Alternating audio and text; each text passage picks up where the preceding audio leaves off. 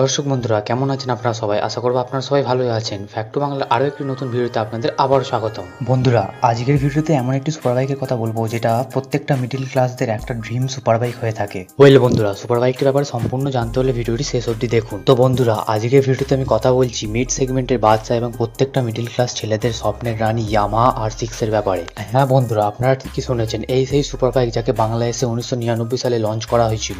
লঞ্চের সাথে সাথেই এই সুপার বাইকটি তার পাওয়ার এবং লুকসের মাধ্যমে পুরো বাংলাদেশকে তার হাতের মুঠোয় করে নিয়েছিল। আর কেনই বা করবে না, একটি 600 সিসি বাইক হওয়া সত্ত্বেও কোম্পানি এর মধ্যে যে পাওয়ার ভর্তি করে দিয়েছিল তার ফলে যে কোনো 900 এবং 1000 সিসির বাইক এই বাইকটির ধারে কাছে আসতেও ভয় পেত। আর তাছাড়া এই বাইকটির বিল্ড কোয়ালিটি এমনভাবে তৈরি করা হয়েছে যেটা আগে আর কোনোদিন কোনো সুপার বাইকের কোম্পানি করতে পারেনি। ওয়েল বন্ধুরা, এইবার আমরা জেনে নেবো এই বাইকটাতে এমন কি ব্যবহার করা হয়েছে যেটা এই বাইকটাকে আর 10টা বাইকের থেকে আলাদা করে রাখে। ওয়েল, ইয়ামাহা এই ধানবটিতে 599 সিসির একটা huge liquid cooling inline 4 cylinder engine ব্যবহার করেছে, যেটা এর ইঞ্জিনকে 117 হর্স পাওয়ার এবং 14,500 NMs এর টর্ক জেনারেট করতে সাহায্য করে, যার ফলে এই সুপার বাইকটির গতিবেগ 256 কিলোমিটার প্রতি ঘন্টা গিয়ে পৌঁছায়।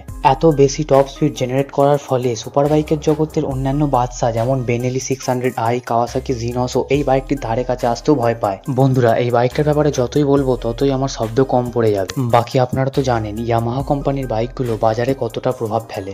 যাই হোক বন্ধুরা, ভিডিওটি এই অবধি দেখার জন্য আপনাকে অনেক অনেক ধন্যবাদ। এরকম আরো অনেক ভিডিও পেতে হলে চ্যানেলটিকে সাবস্ক্রাইব করে রাখবেন। ততক্ষণের জন্য বাই বাই, দেখা হচ্ছে পরের ভিডিওতে।